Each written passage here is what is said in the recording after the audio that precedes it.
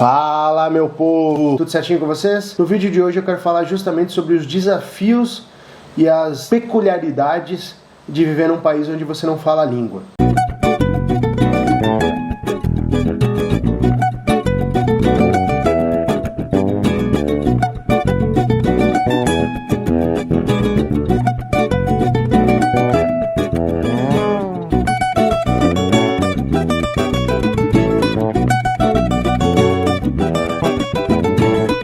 A primeira vez que eu saí do Brasil foi lá em 2007 para ir para a Irlanda para fazer intercâmbio e aprender o inglês. O meu inglês era resumido naquele inglês de escola, do verbo to be. Passei vários perrengues, várias situações bem inusitadas. Eu contratei um agente para que fizesse a intermediação, né?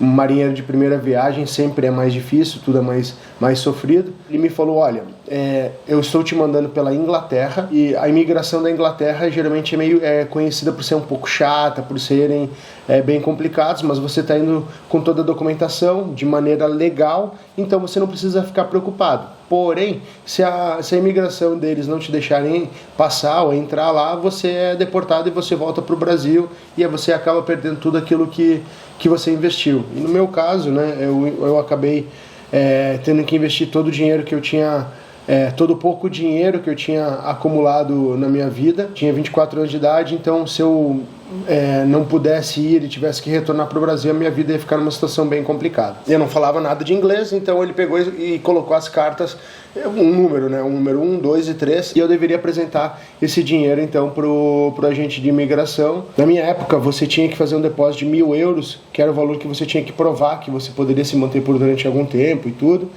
E eu fui com esse dinheiro em espécie, né? A gente está falando lá de 2007, onde que já existia, obviamente, transferência bancária, mas não era algo tão simples assim como é hoje em dia. Então, quando eu cheguei na imigração, o meu agente já tinha falado, ó, primeiro você entrega essa carta, depois você entrega a segunda carta, depois você entrega a terceira carta, e ele vai ver que você tá tudo certinho e tudo, e não vai ter problema nenhum, você vai passar. Então quando eu cheguei, eu entreguei a primeira carta, e aí o agente da imigração falou alguma coisa que eu não entendi nada. Aí quando ele falou, eu entreguei a segunda carta, e aí ele começou a ficar bravo. Começou a gritar comigo, se exaltou, ele era um inglês, né, bem típico, bem característico, começou a ficar vermelho, e aí eu peguei e entreguei a terceira carta e eu já totalmente nervoso, sem saber o que ele estava falando, e aí ele ficou ainda mais bravo comigo. Aí eu peguei, tirei o dinheiro, já tirei o dinheiro que eu tinha também, peguei, empurrei para ele junto, e ainda falei, meu inglês maravilhoso, I have money, empurrei para ele, ele pegou, olhou pra mim assim, só fez assim com a cabeça, pegou um carimbo e pum, carimbou o meu passaporte. E aí eu falei, putz, vou ser deportado. Ele empurrou os papéis pra mim, empurrei de volta. Ele empurrou pra mim, empurrei de volta. Aí ele pegou, olhou assim, pegou os papéis, o dinheiro, o meu passaporte, abriu a portinha eles ficam num cubículo, né, num quadradinho e tudo. Ele pegou, abriu assim, ele era bem mais alto que eu, bem mais forte que eu. Ele pegou e jogou assim no meu peito. E me pegou pelos ombros e me empurrou assim. Eu pensei, putz, fui deportado. Aí comecei a chorar, aquela coisa, passou um filme na minha cabeça, o que eu tô fazendo aqui e tudo.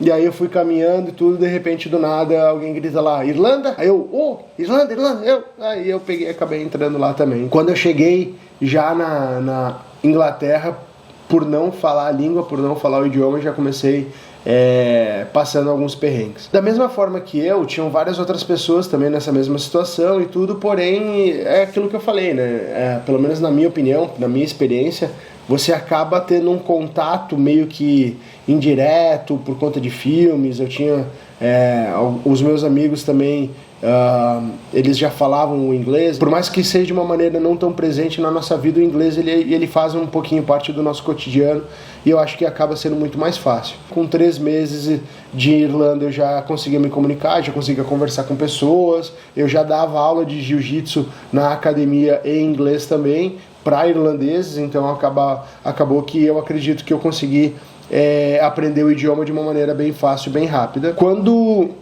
eu retorno a segunda vez já para a Irlanda, o meu inglês já estava um pouquinho enferrujado, mas ainda assim o ouvido você já tem as palavras e tudo, então você só precisa dar uma destravada, mas já foi muito mais fácil.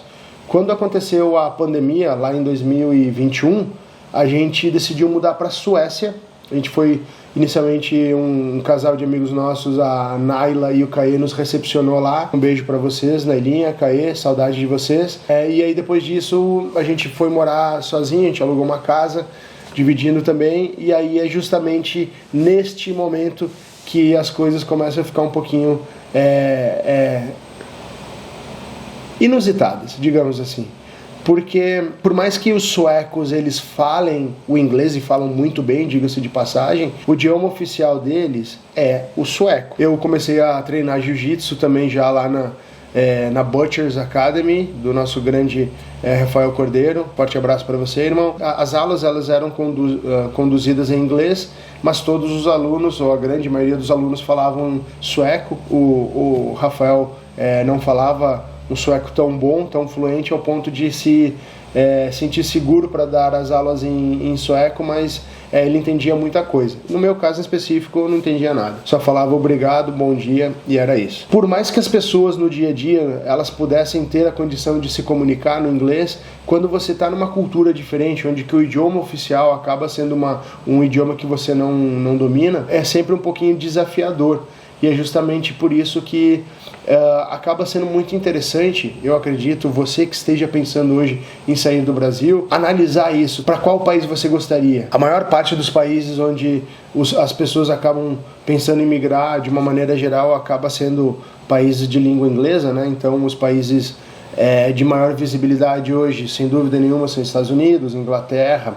A Irlanda recebe um número muito grande de brasileiros estudantes também. A gente já falou nisso aí em outros vídeos. A Irlanda hoje é o país na Europa para pessoas que não tenham cidadania europeia de maior facilidade para você entrar. Então você só precisa comprar um curso de idioma de inglês e você já pode ir de maneira legal e trabalhar na Irlanda. Então é justamente por isso que hoje muitos brasileiros acabam optando pela Irlanda. Também temos o país de Malta, onde eu estive recentemente, que também replicou este modelo de negócios. Então, um dos idiomas oficiais de Malta é o inglês também. Então, tem vários brasileiros hoje que acabam decidindo ir para Malta também. Outro país aqui na Europa que é um destino muito frequente dos brasileiros também é Portugal, né? Então, obviamente, por conta de ser nosso país colonizador, o mesmo idioma, uma similaridade cultural muito grande também, vários brasileiros acabam optando também para ir por Portugal. Se eu fosse hoje sair do Brasil, eu não optaria por Portugal por toda essa questão financeira, as oportunidades de trabalho e tudo. Então eu acredito que sim, Portugal é um país maravilhoso, que oferece uma qualidade de vida muito bacana, mas para você hoje deixar o seu país, deixar a sua família, seus amigos, a sua comunidade para ir para Portugal, tendo a opção e a condição de ir para outros países também, na minha opinião, na minha singela opinião, eu acredito que não seria o melhor destino, porém, cada um sabe o que faz da sua vida. Tem um grande amigo que foi um dos melhores, se não o melhor professor de jiu-jitsu que eu já tive na minha vida, o Frank. Ele saiu do Rio de Janeiro e foi para a França. Eu retornei para a Irlanda em 2018 e ele decidiu ir para a França alguns meses depois. Eu acredito que o mais tardar em 2019. Até onde eu sei, ele não falava francês e hoje ele já está integrado e tudo mais.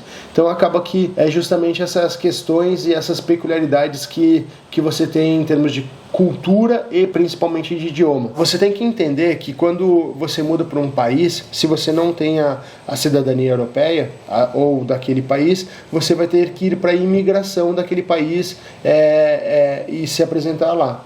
A maior parte dos países, os agentes de imigração, eles falam o inglês também, na maior parte deles.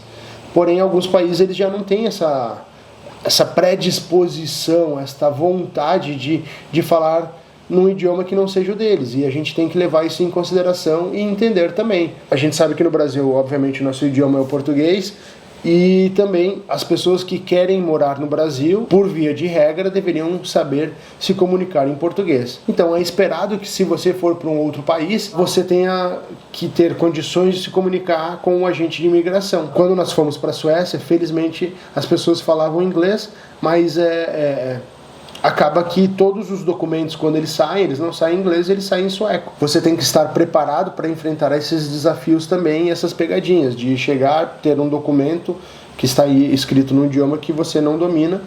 No meu caso específico, eu falo o português e o inglês, né? Eu acredito hoje posso falar que eu sou fluente em inglês, e ainda assim, quando chega a carta e todos os requisitos também, você não sai na língua que você domina. E aí, como que você vai proceder? Quando você já começa a entrar no dia a dia, no cotidiano, você começa a perceber também que tem vários outros desafios. Você tem que abrir conta no banco. Por mais que na maior parte das vezes falem o inglês, elas também não estão sempre na vontade de falar. Quando a gente foi para a Suécia, nós fomos tentar abrir conta num banco sueco e a burocracia já se apresentou. Por mais que a Suécia não seja um país extremamente burocrático, mas eles têm os procedimentos deles, e as duas pessoas com quem eu conversei simplesmente não estavam na vontade de falar inglês. E paciência, você tem que estar preparado para isso. Eu imagino que a grande maioria das pessoas saibam onde fica a Suécia, então fica uma região extremamente fria. Por boa parte do ano, na parte do inverno, o sol se põe muito cedo, por volta de 4 da tarde, já começa a escurecer, e ele nasce bem tarde, por volta de 8 horas, 8 e meia da manhã. Acaba que você tem acesso à luminosidade, à luz do sol, por uma faixa pequena do dia. Você acaba tendo a necessidade também de fazer suplementação com vitamina D, e no meu caso específico eu acreditava que seria interessante fazer suplementação também com a vitamina C. Então a gente foi na farmácia, obviamente todos os medicamentos escritos em sueco, e aí tinha um vidrinho, um potinho de plástico laranjado. Nós olhamos aquilo e tínhamos certeza que se tratava de ser vitamina C, né? Fizemos aquela famosa associação com o Brasil e tudo, né? E aí compramos aquilo sem realmente pesquisar ou perguntar para o atendente ou coisa do gênero. Quando chegamos em casa, né, mostramos para o nosso grande Wesley, amigo que já está há vários anos lá, e quando ele leu o rótulo, falou que aquilo era remédio para ressaca. Então fomos comprar vitamina C e saímos com remédio para ressaca. Outra coisa que também deve ser levada em consideração além do idioma são os costumes locais, né? Quando eu cheguei para conversar, para me matricular numa academia de musculação, perguntei sobre as informações básicas, né? Quanto custava, como funcionava e tudo. E aí eu falei então que eu queria me inscrever. A mulher que me atendeu, extremamente simpática.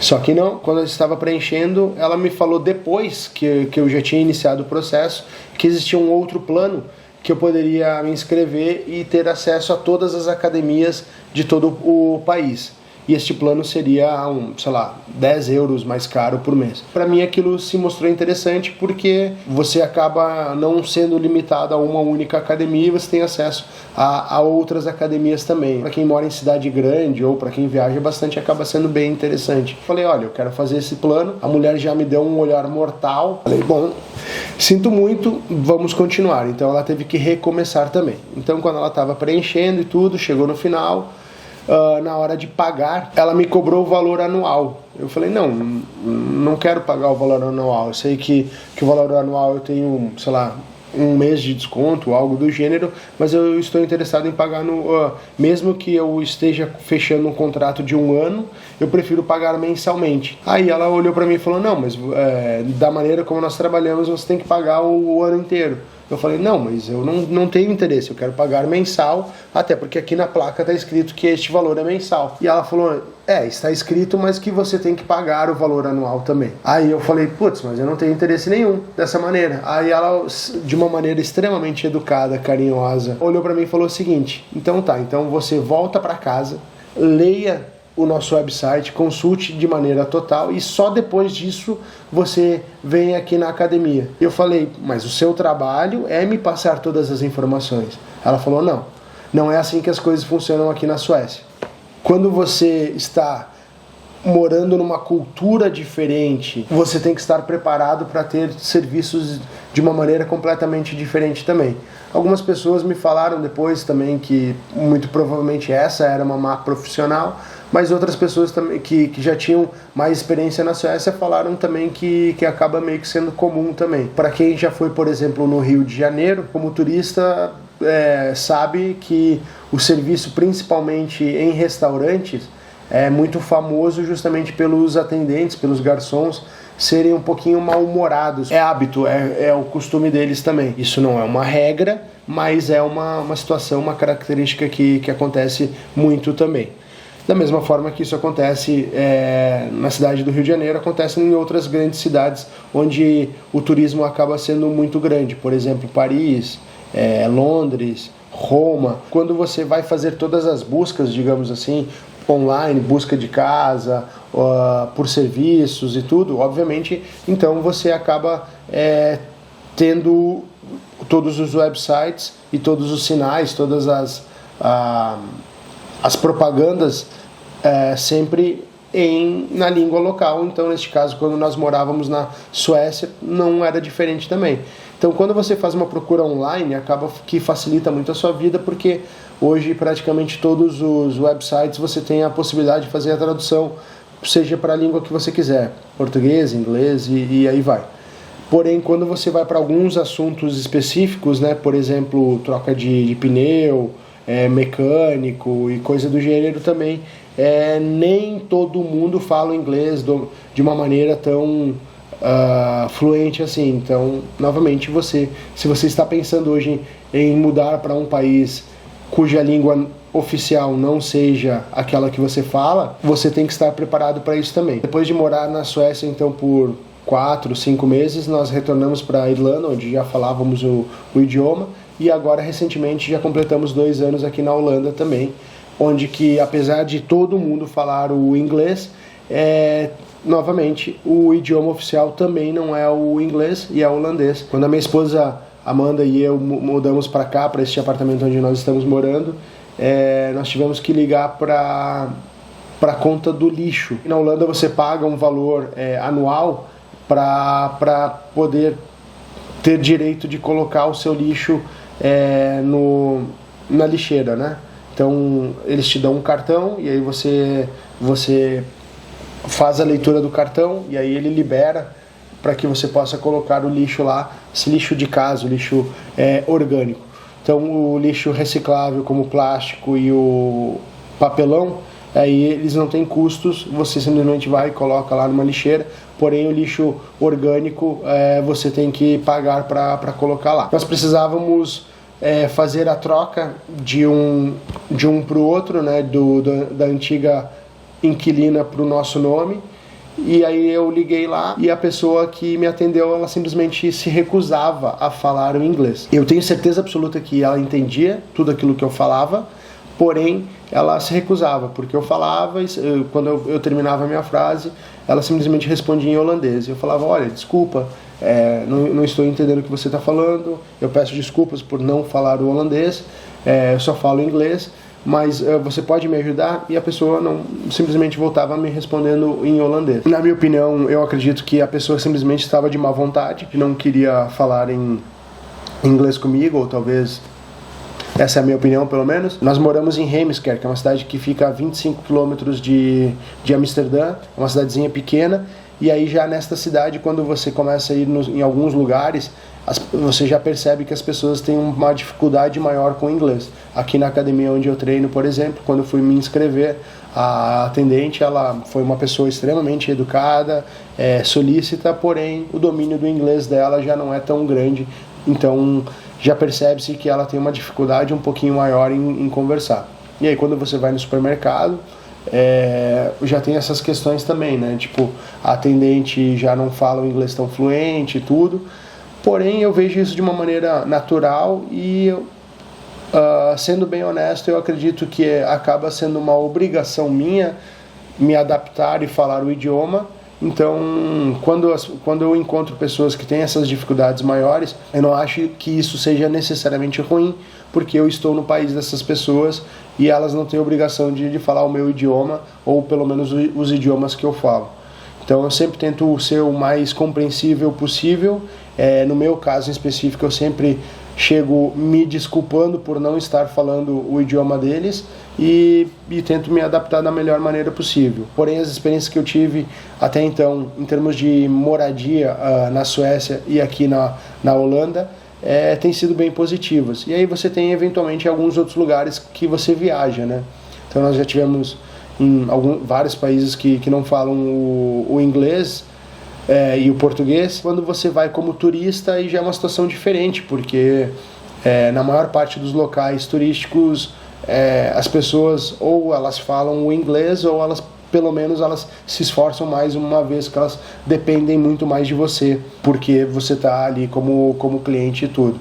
Não que aqui na Holanda ou na Suécia tenha sido diferente, quando você vai numa academia ou quando você vai num banco, você também é cliente, mas aí é uma situação diferente, onde que, como via de regra, seria mais interessante que você falasse o idioma. Eu estou aqui já há 2 anos e não falo holandês, então é uma questão até minha. Foi uma escolha de não aprender a falar o idioma e eu tenho que pagar o preço por isso também. Bom, chegando aqui já no momento final do vídeo, queria dar uma dica para vocês, justamente que pelo menos para mim salvou muito.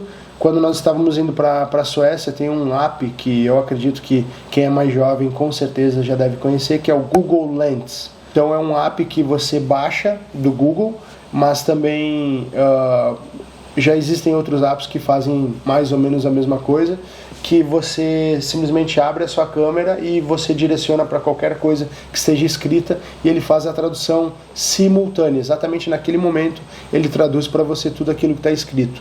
Então, um rótulo de algum produto que você tenha que comprar, algum documento, alguma carta que venha, qualquer coisa que esteja escrita, você consegue fazer a tradução em tempo real. Você precisa de internet para isso. E então, no nosso caso em específico, salvou muito por muitas vezes.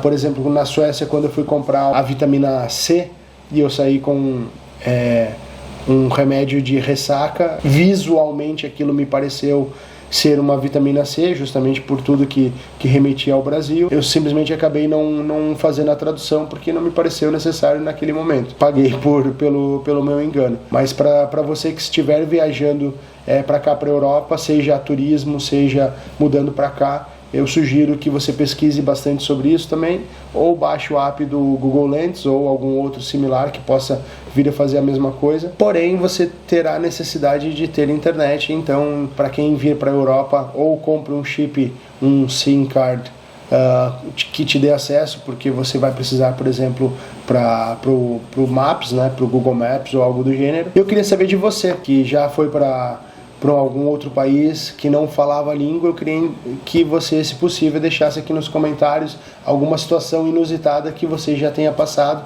para que a gente possa se divertir juntos, uma vez que eu já contei de 3 perrengues que eu passei também. Espero que vocês tenham gostado do vídeo de hoje. Se gostou, por favor, deixa o like. Quem puder deixar aquele comentário já falando sobre alguma situação inusitada também acaba sendo bem interessante. Até o próximo vídeo e um forte abraço a todo mundo.